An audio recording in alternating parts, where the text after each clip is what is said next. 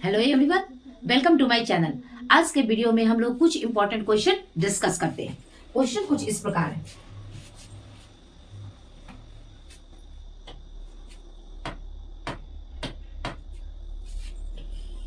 Question number 1, the phenotypic ratio.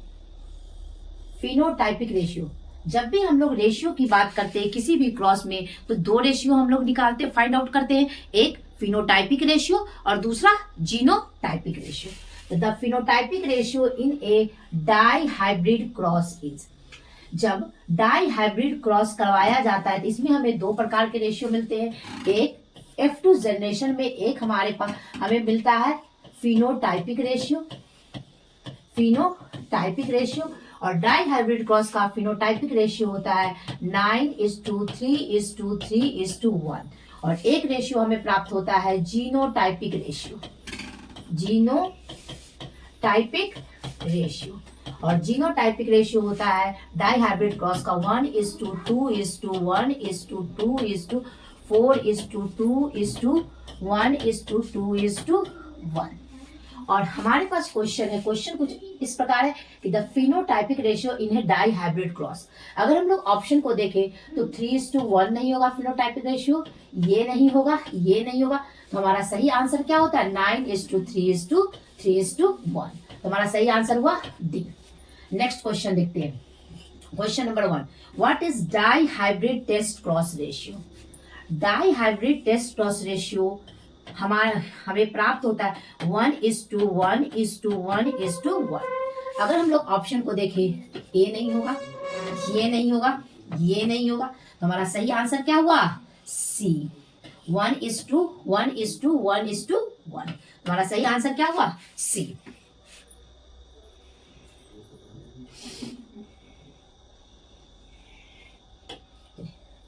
Question number 3 और question number 4, ये दोनों क्वेश्चन सेम क्वेश्चन है लेकिन इसका पूछने का तरीका अलग है। क्वेश्चन है crossing over. Crossing over is characteristics of which stage. और दूसरा क्वेश्चन है in which stage crossing over takes place. ये दोनों क्वेश्चन के आंसर एक ही होंगे लेकिन ये पूछने का तरीका मतलब दो अलग अलग प्रकार से ये क्वेश्चन पूछा गया है। तो इसको देखते हैं, क्रॉसिंग ओवर किस स्टेज में होता है। अगर हम लोग बात करें तो क्रॉसिंग, ये सेल डिवीजन की, ये सेल डिवीजन से रिलेटेड है। जब हम सेल डिवीजन के बारे में पढ़ते हैं तो दो प्रकार का सेल डिवीजन होता है, एक माइटोटिक सेल डिवीजन और दूसरा meiotic cell division. Meiotic cell division को रिडक्शनल सेल डिवीजन भी कहा जाता है। मियोटिक सेल डिवीजन दो स्टेज में होता है, एक मियोसिस फर्स्ट और एक मियोसिस सेकेंड। मियोसिस फर्स्ट में 4 स्टेज होते हैं, prophase first, metaphase first, anaphase first और टेलोफेज फर्स्ट। तो सेल डिवीजन के जो मियोसिस होता है, मियोसिस फर्स्ट, जिसे रिडक्शनल डिवीजन भी कहा जाता है, इसके प्रोफेज फर्स्ट अवस्था में कितने स्टेज होते हैं 4, prophase first, metaphase first, anaphase first और टेलोफेज फर्स्ट। तो मियोसिस फर्स्ट के प्रोफेज स्टेज के पैकिटीन में, किसमें पैकिटीन अवस्था में स्टेज में क्रॉसिंग ओवर होता है। तो क्रॉसिंग ओवर इस कैरेक्टरिस्टिक्स ऑफ व्हिच स्टेज। तो क्रॉसिंग ओवर किस में होते हैं पैकिटीन स्टेज में। तो अगर ऑप्शन को देखें तो लेप्टोटीन नहीं होगा, दूसरा बी ऑप्शन जाइगोटीन या साइटोकाइनेसिस नहीं होगा, ये देखें तो डाइकाइनेसिस नहीं होगा। तो हमारा सही आंसर क्या हुआ सी पैकिटीन।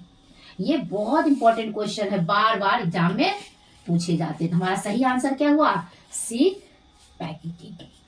हमारा सही आंसर हुआ सी। नेक्स्ट क्वेश्चन देखते हैं।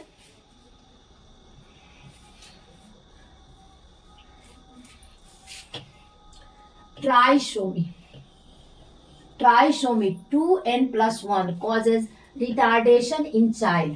बच्चे में क्या होता है, वृद्धि रुक जाती है, which is known as। तो हमारे पास कौन सा कंडीशन है ट्राइसोमी। ट्राइसोमी का कंडीशन डाउन सिंड्रोम में होता है। और ट्राइसोमी कितने नंबर के क्रोमोसोम में होते हैं 21st क्रोमोसोम, और इसमें क्या होता है 2n+1 सिचुएशन। तो ट्राइसोमी 2n+ किस डिजीज में होते हैं डाउन सिंड्रोम, डाउन सिंड्रोम। और डाउन सिंड्रोम एक प्रकार का क्रोमोसोमल डिसऑर्डर है, गुणसूत्रीय विकार है। तो अगर हम लोग ऑप्शन को देखें तो क्या नहीं होगा, ये सारे हमारा सही आंसर क्या हुआ, बी डाउन सिंड्रोम। इसमें कैसे सिचुएशन आती है, इसमें 21st क्रोमोसोम पे ट्राइसोमी होता है, ट्राइसोमी 2n+1 सिचुएशन आता है। Next question, who propounded the chromosomal theory of inheritance. Chromosomal theory of inheritance, ये जो नियम है, थ्योरी है, ये दो वैज्ञानिक के द्वारा दिया गया। एक है सटन और दूसरे वैज्ञानिक का नाम है बोवेरी।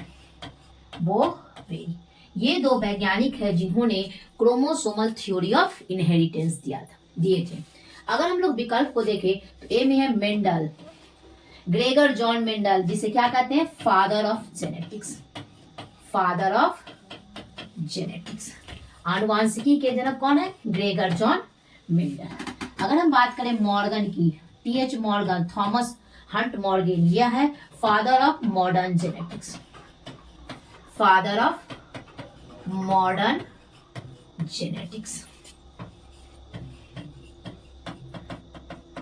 और हेंकिंग, इन्होंने एक्स बॉडी की खोज की, डिस्कवर्ड एक्स बॉडी, जिसे बाद में क्या कहा गया, एक्स क्रोमोसोम कहा। एक्स बॉडी कहें और या इसे हम एक्स क्रोमोसोम कहें, इसकी खोज कौन किए थे, हेंकिंग कहें। तो हम अगर हमारा क्वेश्चन कुछ इस प्रकार है, who propounded the chromosomal theory of inheritance, और chromosomal theory of inheritance Sutton और बोवेरी के द्वारा दिया गया था। तो हमारा सही आंसर क्या हुआ, बी, सटन एंड बोवेरी। हमारा सही आंसर हुआ बी। और इससे जुड़े कुछ इंपॉर्टेंट पॉइंट्स हैं।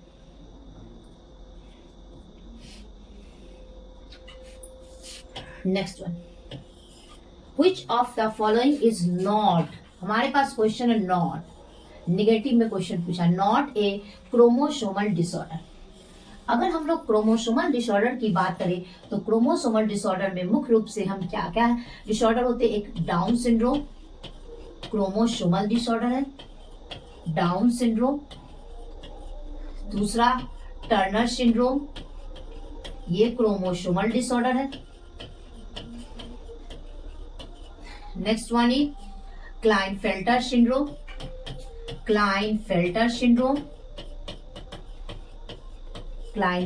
सिंड्रोम, ये क्रोमोसोमल डिसऑर्डर है। Next word Edward syndrome.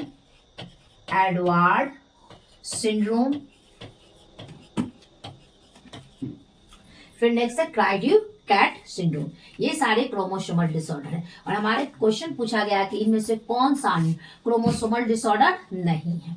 तो अगर हम ऑप्शन को देखें तो ये haemophilia down syndrome chromosomal disorder है, क्लाइनफेल्टर सिंड्रोम क्रोमोसोमल डिसऑर्डर है, टर्नर सिंड्रोम क्रोमोसोमल डिसऑर्डर है। और हमसे पूछा गया कि इनमें से कौन सा क्रोमोसोमल डिसऑर्डर नहीं है। तुम्हारा सही आंसर क्या होगा, डी, हीमोफीलिया। तुम्हारा सही आंसर क्या हुआ, D. Next one, main source of variation यानी कि विभिन्नता का मुख्य स्रोत क्या है।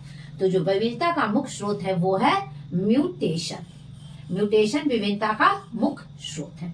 अगर हम लोग देखें ऑप्शन को तो ए ऑप्शन नहीं होगा, बी फर्टिलाइजेशन नहीं होगा। तो हमारा सही आंसर क्या होगा, mutation is the main source of variation. तो हमारा सही आंसर क्या हुआ, बी। देखते हैं क्वेश्चन है, auto polyploidy can be induced artificially.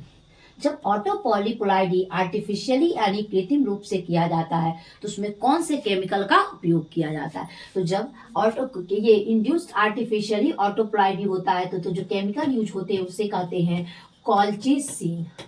कौन सा केमिकल, कॉल्चिसिन। अगर हम लोग विकल्प को देखें तो हमारा सही आंसर क्या हुआ, सी, कॉल्चिसिन।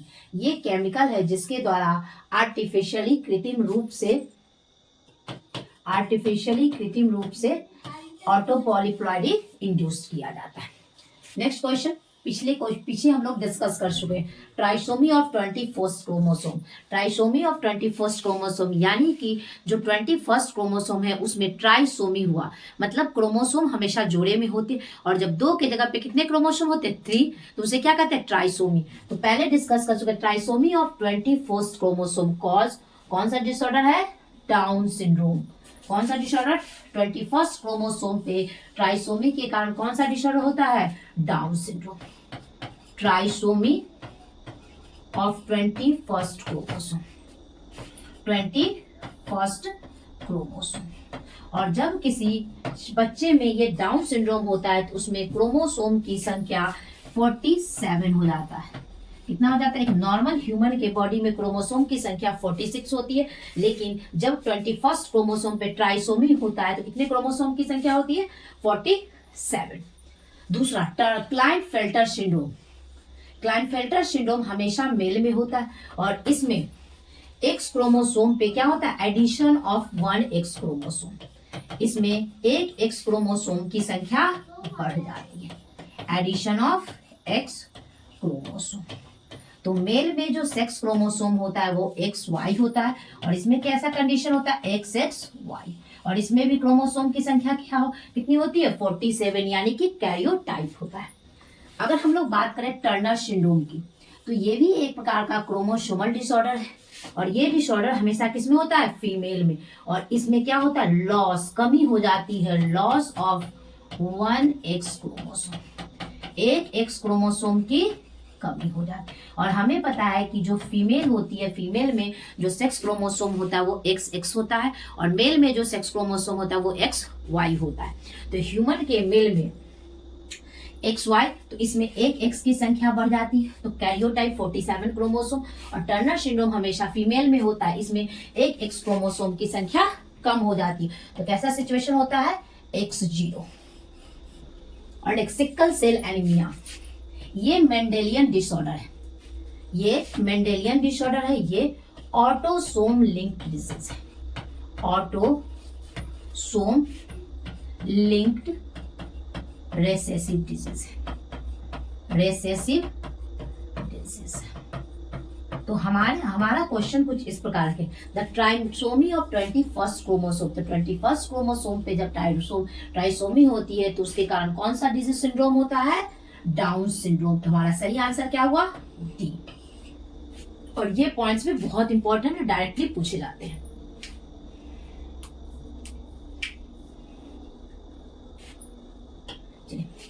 नेक्स्ट क्वेश्चन है, a person suffering from colour blindness can not recognise.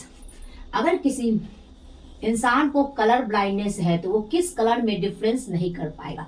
तो जब किसी भी ह्यूमन को कलर ब्लाइंडनेस होता है तो वो लाल यानी कि रेड और ग्रीन, लाल और हरा में अंतर नहीं कर पाता। तो कलर ब्लाइंडनेस, जब कोई पर्सन कलर ब्लाइंडनेस से सफर करता है तो वो रेड और ग्रीन में यानी कि लाल और हरा में अंतर नहीं कर पाता। तो अगर हम ऑप्शन को देखें तो ये नहीं होगा, ये नहीं, ये नहीं। तुम्हारा सही आंसर क्या होगा, red and green colour, can not recognise red and green colour. तुम्हारा सही आंसर क्या हुआ, B. Next question, which disease is due to haemoglobin defect. Haemoglobin के डिफेक्ट के कारण कौन सा डिजीज होता है। हमें पता है कि हमारा जो ब्लड है, हमारे ब्लड में क्या क्या मिलता है, RBC, WBC, प्लेटलेट्स, ये हमारे ब्लड्स के कंपोनेंट्स हैं।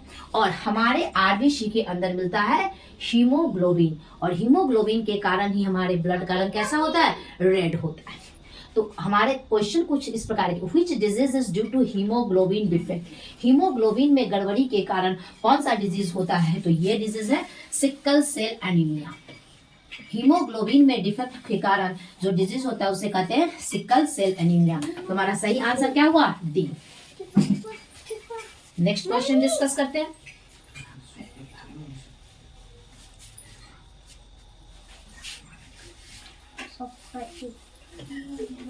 ZW type of sex determination in 6 is seen in ZZ और ZW type of sex determination, ये किस में देखा जाता है, ये बर्ड्स में देखा जाता है। किसी भी बर्ड्स में, पक्षी में ये ZZ और ZW टाइप का सेक्स डिटर्मिनेशन दिखाई देता है। तो अगर हम ऑप्शन देखें तो हमारा सही आंसर क्या हुआ? पिकॉक, क्योंकि ये क्या है? बर्ड है। तुम्हारा सही आंसर क्या हुआ? पिकॉक, सी।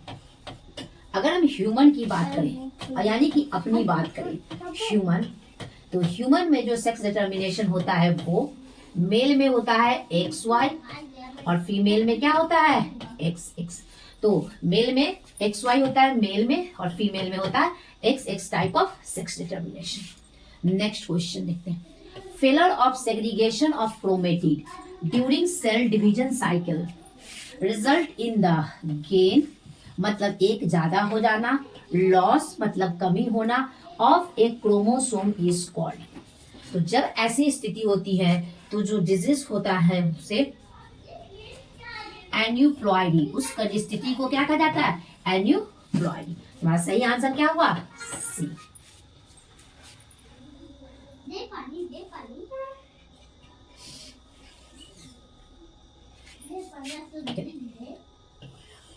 लास्ट क्वेश्चन है मेंडल। ग्रेगर जॉन मेंडल, जिन्हें फादर ऑफ जेनेटिक्स कहा जाता है, law were rediscovered by. Mendel's के लॉ को पुनः किनके द्वारा डिस्कवर्ड किया गया था? अगर हम बात करें ग्रेगर जॉन मेंडल की, तो उन्हें फादर ऑफ जेनेटिक्स कहा जाता है। Father of genetics. इन्होंने जो अपना प्रयोग था, एक्सपेरिमेंट, वो मटर पे किए थे। मटर का वैज्ञानिक नाम है पाइशम सैटिवम। इन्होंने अपना प्रयोग 1856 से 1863 तक, यानी कि कितने साल तक किया था? 7 इयर्स तक किया। कितने कैरेक्टर अपने प्रयोग में लिए थे? 7 कैरेक्टर लिए थे। 1863 के बाद इन्होंने अपना पेपर कब पब्लिश किया था? 1865 में। और 1884 में उन्हें किडनी की बीमारी हुई, और वो किडनी डिसऑर्डर के कारण उनकी जो मृत्यु हुई वो कब हुई? उनका डेथ 1884 में। और इनके मरने के 16 साल बाद, यानी कि 1900 में, इनके काम की फिर से रीडिस्कवरी की गई। रीडिस्कवर, इनका जो वर्क है, काम को पुनः खोज किया गया था, रीडिस्कवर किया गया था 1900 में। और इनके काम को रीडिस्कवर करने वाले 3 वैज्ञानिक थे।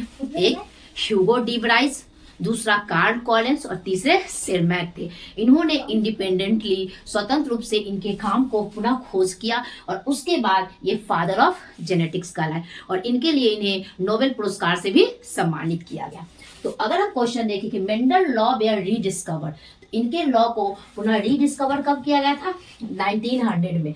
कितने साल बाद? उनके डेथ की मृत्यु के 16 साल बाद किया गया। करने वाले वैज्ञानिक कौन थे? एक थे Hugo de Vries, Carl Correns और सेरमैक। तो ये तीनों ने इंडिपेंडेंटली, स्वतंत्र रूप से इनके काम की पुनः खोज की, और उसके बाद मेंडल फादर ऑफ जेनेटिक्स कहलाए। तो हमारा सही आंसर क्या हुआ? D, all. तो ये थे हमारे इंपॉर्टेंट क्वेश्चन। आज के लिए इतना ही। Thank you.